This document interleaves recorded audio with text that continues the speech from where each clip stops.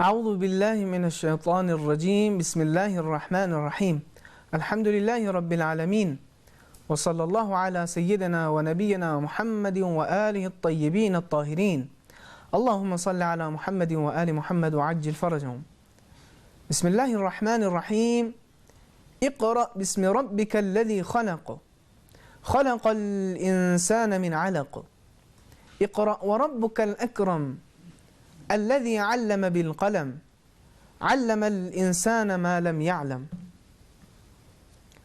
محترم ناظرین، السلام علیکم ورحمۃ اللہ وبرکاتہ. انشاءاللہ آپ لوگ جہاں پہ بھی ہوں رحمت الہی کے زیر سایہ ہوں اور خیر و عافیت سے ہوں. ایک حدیث ہے جس میں ارشاد ہو رہا ہے کہ قرآن حکم بھی دیتا ہے، روکتا بھی ہے. ان القرآن زاجر و آمر آمر بالجنہ ویزجر عن النار. جنت کی طرف حکم دیتا ہے اور ویزجر عن النار، اور جہنم سے روکتا ہے. یعنی اگر کوئی شخص قرآن پر عمل کرے تو اس کا انجام جنت اور بہشت ہے، اور کوئی اگر جو قرآن کی باتوں کو نہ مانے اس کا انجام جہنم ہے. قرآن جہنم جانے سے انسان کو روکتا ہے. تو اس پروگرام میں ہم آپ تمام حضرات کی خدمت میں خیر مقدم عرض کرتے ہیں، اور اسی طریقے سے جو ہمارے ساتھ آج کمسن مہمان قاریان قرآن ہیں ان کی خدمت میں بھی ہم خیر مقدم عرض کرتے ہیں، اور جو افراد اسٹوڈیو میں تشریف لائے ہیں ان کا بھی ہم خیر مقدم عرض کرتے ہیں.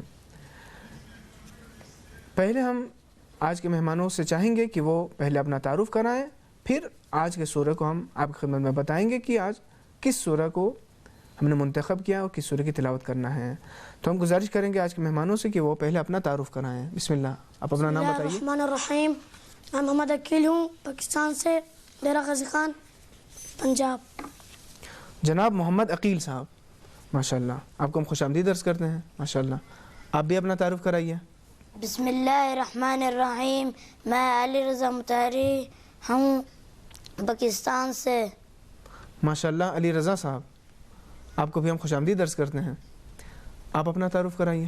بسم اللہ الرحمن الرحیم. میں محمد ہادی ہوں، پاکستان سے.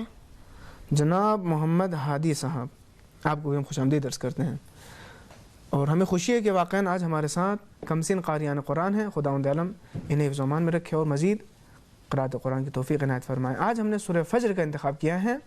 البتہ سورہ فجر کی ابتدائی آیتیں یعنی آیت نمبر 1 سے لے کر کے آیت نمبر 16 تک.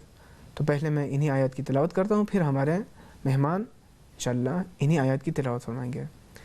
اعوذ باللہ من الشیطان الرجیم بسم اللہ الرحمن الرحیم والفجر ولیال عشر والشفع والوتر واللیل اذا یسر هل فی ذلك قسم لذی حجر ألم تر كيف فعل ربك بعاد إرم ذات العماد التي لم يخلق مثلها في البلاد وثمود الذين جابوا الصخر بالواد وفرعون ذي الأوتاد الذين طغوا في البلاد فأكثروا فيها الفساد فصب عليهم ربك صوت عذاب إن ربك لبالمرصاد فأما الإنسان إذا ما ابتلاه ربه فأكرمه ونعمه فيقول ربي أكرمن وأما إذا ما ابتلاه فقدر عليه رزقه فيقول ربي أهانن صدق الله العلي العظيم. اللهم صل على محمد وآل محمد. اب ہم گزارش کریں گے آج کے پہلے قاری جناب محمد عقیل صاحب سے کہ آپ انہی آیات کی تلاوت فرمائیے. بسم اللہ. اعوذ باللہ من الشیطان الرجیم. بسم اللہ الرحمن الرحیم. والفجر وليال عشر والشفع والوتر والليل إذا يسر هل في ذلك قسم لذي حجر ألم تر كيف فعل ربك بعاد إرم ذات العماد التي لم يخلق مثلها في البلاد وثمود الذين جابوا الصخر بالواد وفرعون ذي الأوتاد الذين طغوا في البلاد فأكثروا فيها الفساد فصب عليهم ربك صوت عذاب إن ربك لبالمرصاد فأما الإنسان إذا ما ابتلاه ربه فأكرمه ونعمه فيقول ربي أكرمن وأما إذا ما ابتلاه فقدر عليه رزقه فيقول ربي أهانن صدق الله العلي العظيم. اللهم صل على محمد وآل محمد. احسنتم جناب محمد عقیل صاحب، ماشاءاللہ بہترین تلاوت کیا، بڑی ہمت کے ساتھ بہترین تلاوت تھی اور واقعاً سن کے طبیعت خوش ہو گئی ماشاءاللہ. ایک دو چیزیں ہیں ان کی انشاءاللہ رعایت کریں گے تو تلاوت بہتر ہوگی. ایک ہے صفت قلقلہ. قلقلہ کا مطلب یہ ہے کہ 5 حروف قطب و جد قاف طا با جیم دال اگر ساکن ہوں تو مختصر حرکت اور لرزش ہونی چاہیے. اس کی مثال آیت نمبر 7 میں ہے ارم ذات العماد، دال کی آواز سنائی دینی چاہیے. اور دوسرا تذکر یاد دہانی اخفا کے بارے میں. اخفا میں نون کی آواز کو اگرچہ مخفی کریں گے لیکن کھینچنا ضروری ہے، جیسے فَأَمَّا الْإِنسان، انسان میں اخفا نون ہے. انشاءاللہ اس کی رعایت کریے ماشاءاللہ. دوسرے شرکت کرنے والے جناب علی رضا صاحب، آپ سے بھی گزارش ہے کہ آپ انہی آیات کی تلاوت فرمائیے. بسم اللہ. أعوذ بالله من الشيطان الرجيم بسم الله الرحمن الرحيم والفجر وليال عشر والشفع والوتر والليل إذا يسر هل في ذلك قسم لذي حجر ألم تر كيف فعل ربك بعاد إرم ذات العماد التي لم يخلق مثلها في البلاد وثمود الذين جابوا الصخر بالواد وفرعون ذي الأوتاد الذين طغوا في البلاد فأكثروا فيها الفساد فصب عليهم ربك صوت عذاب إن ربك لبالمرصاد فأما الإنسان إذا ما ابتلاه ربه فأكرمه ونعمه فيقول ربي أكرمن وأما إذا ما ابتلاه فقدر عليه رزقه فيقول ربي أهانن صدق الله العلي العظيم. اللهم صل على محمد وآل محمد. اچھی تلاوت ہے اور ہمت سے تلاوت کیا. کچھ حروف ہیں جن کا مخرج انشاءاللہ رعایت کرے گا، ان میں سے حرف ذال ہے.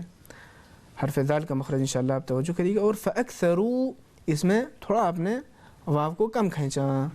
یہ جو 2 حرکت کے برابر کھینچنا ضروری تھا، تھوڑا بہت آپ نے اس کو کم کھینچا. انشاءاللہ اس کے رعایت کریے گا ماشاءاللہ. اور تیسرے شرکت کرنے والے ہمارے آج جناب محمد ہادی صاحب ہیں. آپ سے بھی گزارش ہے کہ آپ انہی آیات کی تلاوت فرمائیے. بسم اللہ. أعوذ بالله من الشيطان الرجيم بسم الله الرحمن الرحيم والفجر وليال عشر والشفع والوتر والليل إذا يسر هل في ذلك قسم لذي حجر ألم تر كيف فعل ربك بعاد إرم ذات العماد التي لم يخلق مثلها في البلاد وثمود الذين جابوا الصخر بالواد وفرعون ذي الأوتاد الذين طغوا في البلاد فأكثروا فيها الفساد فصب عليهم ربك سوط عذاب إن ربك لبالمرصاد فأما الإنسان إذا ما ابتلاه ربه فأكرمه ونعمه فيقول ربي أكرمن وأما إذا ما ابتلاه فقدر عليه رزقه فيقول ربي أهانن صدق الله العلي العظيم. اللهم صل على محمد وآل محمد. جناب محمد ہادی صاحب ماشاءاللہ طیب اللہ انفاسکم، واقعا آپ نے بھی بہت اچھی تلاوت کی. جو یاد دہانی جو تذکر میں نے دو شرکت کرنے والوں کی خدمت میں تھے وہ آپ کے لیے بھی ہیں انشاءاللہ. مخارج حروف کی رعایت کریے گا اور اخفاء حرف نون. اسی طرح ایک حکم ہے عربی زبان میں جو بہت اہم ہے علم تجوید میں، وہ احکام حرف را ہے. حرف را اس میں کل حکم یہ ہے کہ زبر اور پیش سے حرف را کی تفخیم ہوتی ہے اور زیر سے حرف را کی ترقیق ہوگی. اگر حرف را ساکن ہو اور اس سے پہلے والا بھی ساکن ہو تو اس سے پہلے جو حرف ہے اس پر ہم دیکھیں گے. مثال کے طور پر پہلی آیت والفجر، تو اس میں چونکہ حرف را وقف کی صورت میں ساکن ہے، اس سے پہلے جیم وہ بھی ساکن ہے، تو ہم حرف فا کی حرکت کو دیکھیں گے تو ہم اس حرف را میں اس آیت میں کیا کریں گے؟ تفخیم سے پڑھیں گے، نہیں پر پڑھیں گے. والفجر اس طریقے سے پڑھیں گے. انشاءاللہ ان کی رعایت کریں گے تو آپ کی تلاوت اس سے بہتر ہوگی. اور یہیں پر پروگرام کے اس مرحلے کو ہم ختم کرتے ہیں. انشاءاللہ اگلے مرحلے میں ہم مفاہیم کے حوالے سے آپ کی خدمت میں پھر حاضر ہوں گے. مع القرآن نحيا في سلام فخير الوقت في خير الكلام. استاد کامل یوسف البہتیمی. استاد کامل یوسف کا نام شیخ محمد ذکی تھا، لیکن وہ استاد کامل یوسف کے نام سے مشہور ہوئے. ان کی پیدائش سن 1922 عیسوی کو ہوئی. ان کا تعلق سرزمین مصر کے شہر بہتیم سے ہے. 10 برس کی عمر میں انہوں نے قرآن شریف حفظ کر لیا اور اپنے پورے علاقے میں سب سے کم سن مؤذن قرار پائے. 20-22 سال کی عمر میں فلسطین کا سفر کیا. وہاں کی تلاوتوں سے ان کی شہرت اور مقبولیت میں اور اضافہ ہوا، جس کے نتیجے میں انہوں نے انڈیا، شام اور لندن کا سفر کیا اور ہر جگہ حزن اور معنویت سے سرشار تلاوت کر کے مسلمانوں کو فیضیاب کرتے رہے. استاد بہتیمی کا کمال یہ تھا کہ وہ تلاوت، اذان اور دینی نشید ہر فن میں عروج پر تھے. ان کی تلاوت جتنی مشہور ہوئی اتنی ہی مشہور ان کی تواشی اور دینی نشید ہوئی. البتہ تمام نشیدوں میں ایک نشید زیادہ مشہور اور مقبول ہوئی، جس کی ابتدا اس طرح سے ہے کہ بے ذکر محمد تحیی القلوب. اور ان کی تلاوتوں میں سورہ فصلت کی تلاوت بے مثال ہے، یہاں تک کہ اس تلاوت کو تلاوت معجزہ کہا گیا. سن 1954 سے لے کر عمر کے آخری ایام تک قریب 15 سال کے عرصے تک وہ ایک ہی مسجد میں تلاوت قرآن کے فرائض انجام دیتے رہے. 47 سال کی مختصر اور پربابرکت زندگی میں قرآنی خدمات انجام دینے کے بعد سن 1969 عیسوی میں ان کا انتقال ہوا.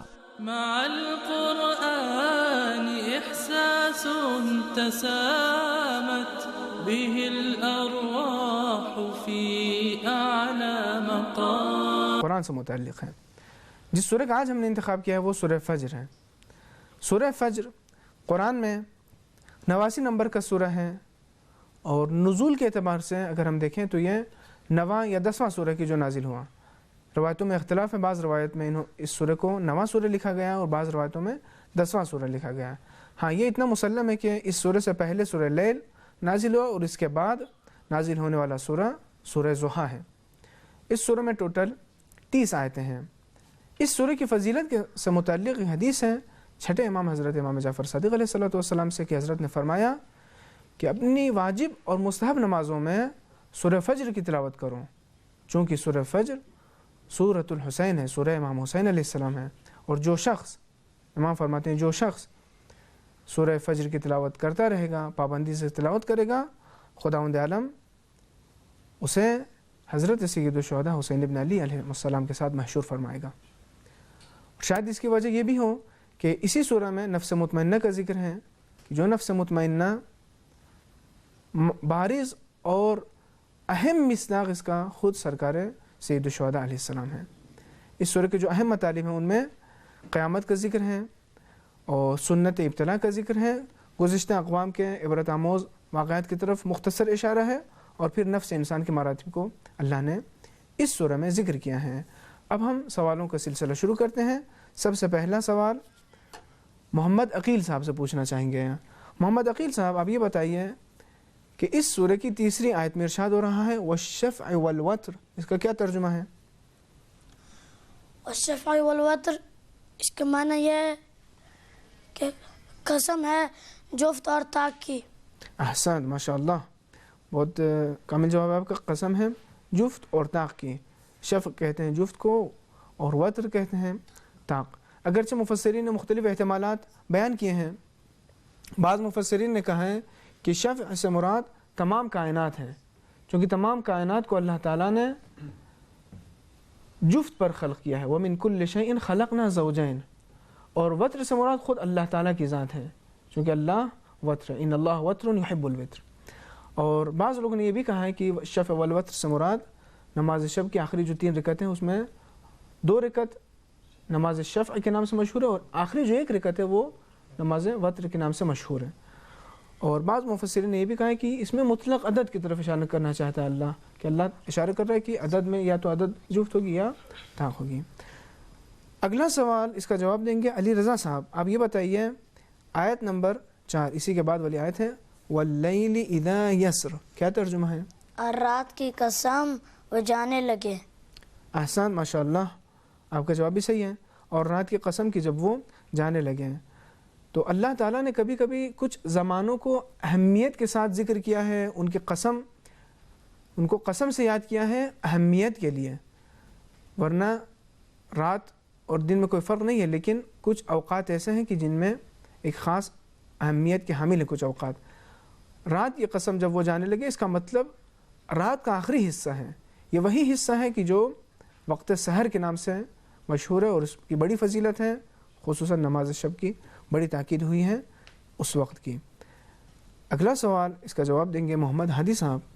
اسی کے بعد والی آیت نمبر 5 میں اشارہ ہو رہا ہے هل فی ذلک قسم لذی حجر، ترجمہ بتائیے۔ یقیناً اصحاب عقل کے لیے قسم ہے۔ احسان، یہ جو قسم اللہ نے ذکر کی ہے یہ صاحبان عقل کے لیے ہے۔ اسی میں ہجر کہتے ہیں عقل کو، فکر کو، یعنی خداوند عالم دعوت فکر دے رہا ہے کہ ان اقسام میں غور و فکر کرو، تفکر کرو۔ پھر ہم محمد عقیل صاحب سے یہ پوچھنا چاہیں گے، آپ یہ بتائیے وَفِرْعَوْنَ ذِي الْأَوْتَادِ، آیت نمبر 10۔ اور میخوں والے فرعون کے ساتھ۔ احسن، تو ماشاءاللہ، جہاں پر خداوند عالم نے گزشتہ اقوام کے واقعات کی طرف اشارہ کیا ہے، قوم عاد اور ثمود کا ذکر ہے، وہیں پر فرعون کا بھی ذکر ہے۔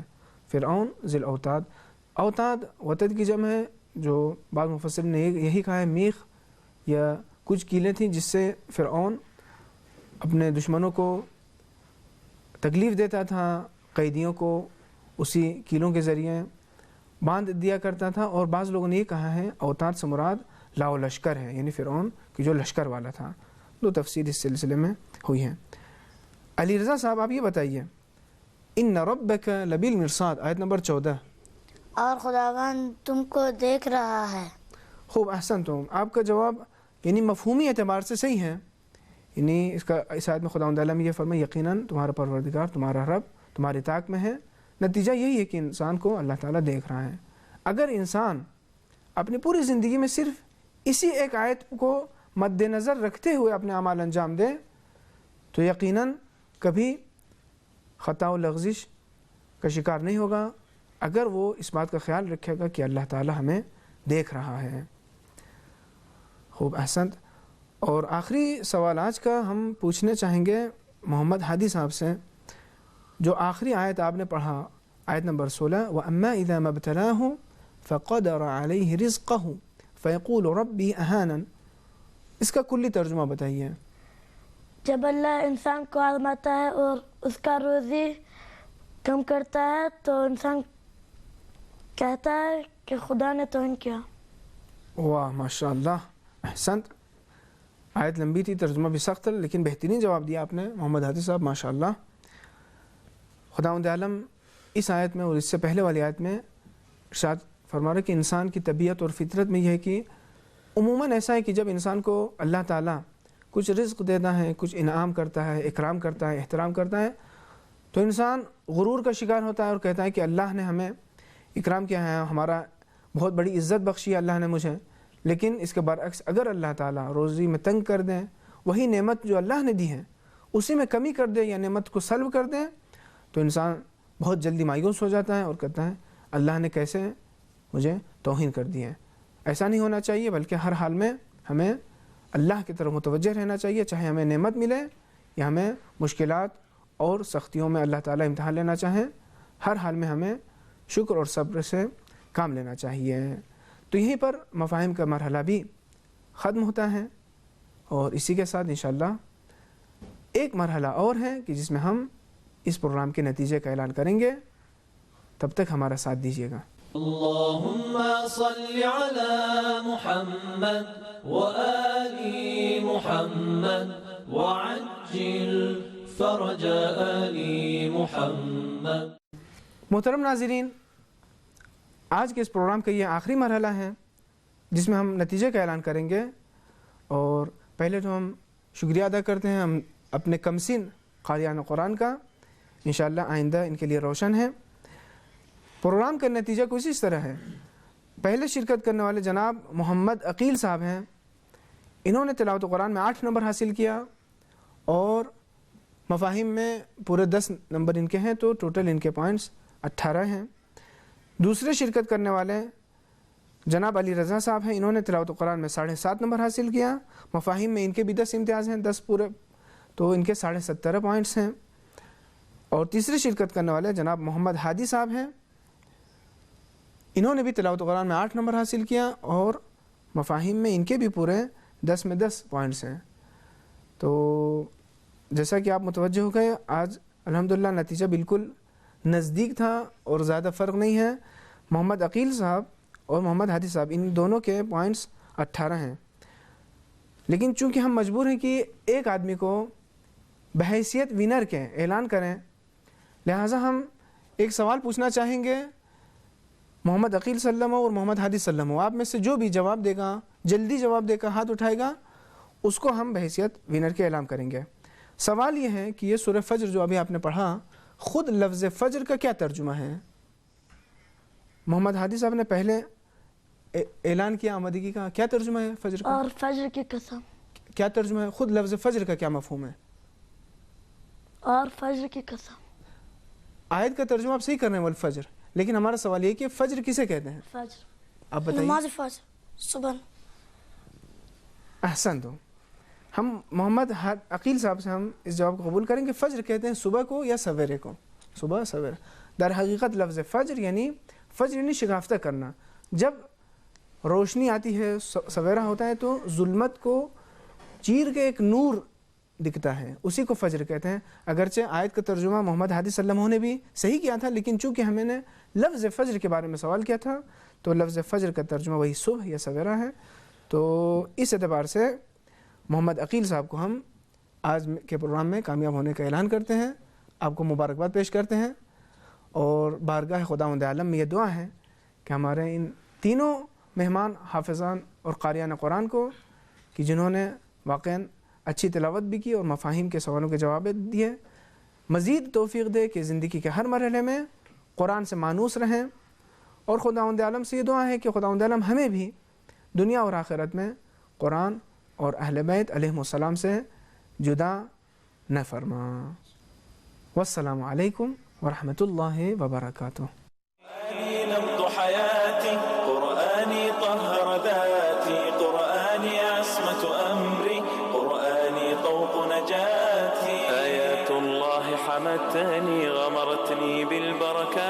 صلاتي تحفظني من همزات الشيطان ومن زلاتي. آيات الله حمتني غمرتني بالبركات تحفظني من همزات الشيطان ومن زلاتي.